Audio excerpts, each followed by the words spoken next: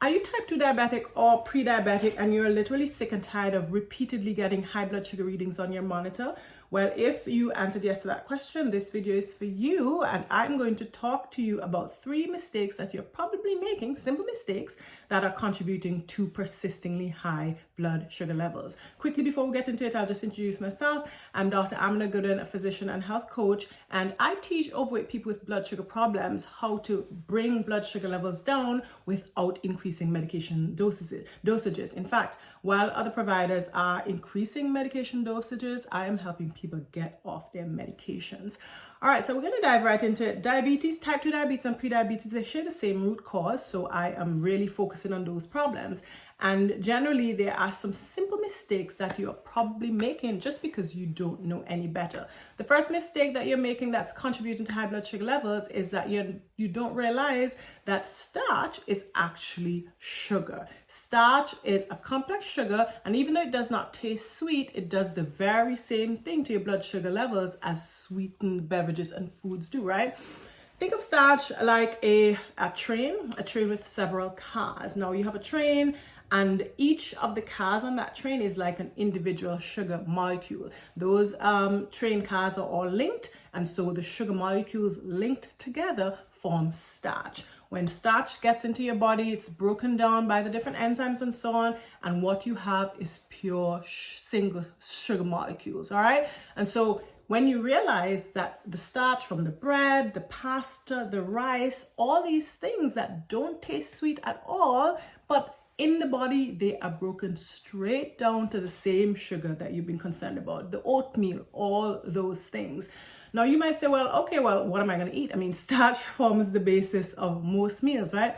So yes, we are going to eat starch, and you instead want to have starch that comes along with something that's going to slow down how quickly it's broken down, so that it slows down how quickly and eventually how much of that sugar is going to get into your bloodstream. That's where vegetables come into play. Essentially, you want to have your starch with fiber, so you want your starch to be as close as possible to nature.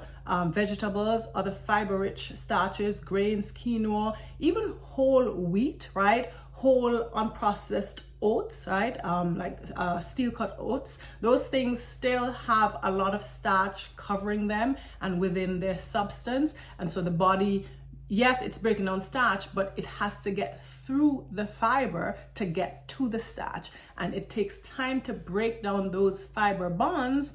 And so for that reason, you're getting the starch released into your bloodstream more slowly than if it was a more refined starch, white flour bread, white rice, and so on. If the sugar is being released into your bloodstream more slowly, it means that your body has time to process that sugar, your liver and the rest of your body to process that sugar, utilize it, and as opposed to if it's coming in all at once, because there's no fiber to slow things down, and then you're just bombarded and keep these very high blood sugar levels. So starch is sugar, it's just in a different form. The sugar is bonded. When that gets into your body, depending on how complex the starch is, that will determine how fast that starch is released into your bloodstream as sugar. Okay, so that's the first mistake, not realizing that starch is actually sugar in another form.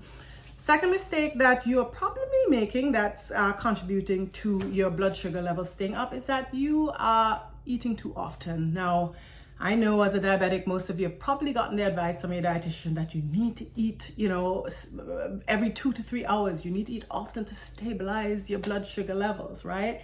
And, that was advice probably better suited for type 1 diabetics, especially back in the day, maybe 100 years ago when insulin was first invented or discovered as a medication for diabetics, right? It was just one type of insulin. It just had a specific duration of action. And so those diabetics, the type 1 diabetics, needed to keep eating, but smaller amounts, right? So they needed to eat so that the blood sugar would not go down, and they needed to eat more frequently just to keep things up. So, for those people, type 1 diabetics, yes, that advice to eat small amounts more frequently is relevant. But type 2 diabetes has a totally different cause compared to type 1 diabetes. Compared to type 1 diabetes, where they have no insulin, that is their problem. Something has happened to the pancreas where it has stopped producing enough insulin for them to survive. For type 2 diabetes, it's the opposite problem. They actually have too much insulin, and in many cases, the insulin does not work well, which further contributes to the body trying to overcompensate for that malfunctioning insulin by producing even more insulin. Every time you eat, insulin is produced, especially if you're eating predominantly starch, to an extent some protein as well, but predominantly starch. So if you're eating but you're not realizing what to eat, you're just focusing on the amount of calories and not the quality of those calories, and you end up eating snacks that are almost 100% starch. You already know what starch does to your bloodstream. And so if you're eating your breakfast, lunch and dinner plus mid-morning snack, mid-afternoon snack and bedtime snack, as your dietitian probably told you to do, then you're getting spurts of blood sugar increases every 2 to 3 hours, right? Every time your blood sugar increases, your insulin is going to increase in response. Now remember, your problem is too high, insulin levels that are too high and insulin that does not work. So that problem, that underlying problem of your diabetes, is being further exacerbated by the fact that you're eating every 2 to 3 hours. If the problem, the cause of the diabetes is being exacerbated, it means that your blood sugar levels will stay high because it's being constantly aggravated. What you need to do instead is focus on having very solid, well-balanced meals, right? When you do eat, so maybe 3 times a day, let's say. Some people eat twice a day, but let's just say 3 times a day.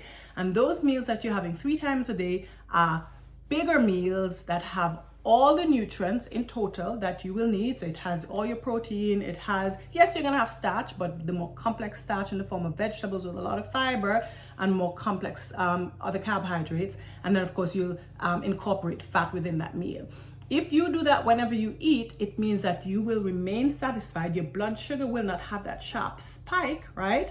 And you will have a slower release of your energy and your nutrients into your body, and you will be satisfied for 4, 5, even 6 hours on that one meal. The break between one meal and the next of about 5 hours means that your body has a break from that high insulin level trying to bring sugar levels down, right?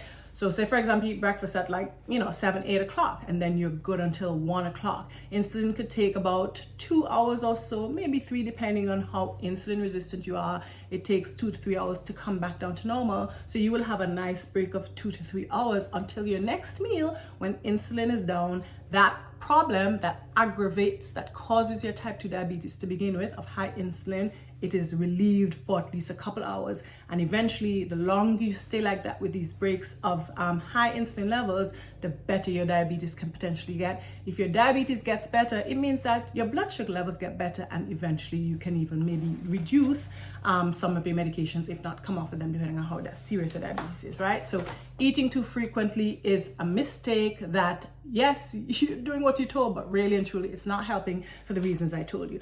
And then the third mistake that you're probably making is the way you break your fast. So breakfast classically is maybe oatmeal, or maybe a bowl of cereal, or maybe a meal replacement shake that probably has sugar or starch in some form, right? If you break your fast with a blood sugar spike, right? Again, you might not be having something sweet, you may or may not be, but what the fact is, you're probably causing a significant spike in your blood sugar. Overnight, while you were fasting overnight, your body was a little more insulin resistant because basically you needed to be able to access the stores of fat overnight, right? So after fast, if you have something sweet, there is a tendency for the blood sugar levels to react even more dramatically to that sweet thing compared to if it wasn't after prolonged fast, right? Suffice it to say, breaking your fast with something sweet is going to cause a higher blood sugar spike than if you had that sweet thing during the day, maybe after like a well or better balanced meal, okay? You need to break your fast with something that's not going to cause a significant spike in your blood sugar levels, so that you're not going to get a significant spike in insulin. If you have a significant spike in insulin first thing in the morning, right, because of a sugar spike, what that is going to do is quickly, because of the sudden shock to the body after a nice calm night, it's going to quickly try to bring blood sugar levels back down.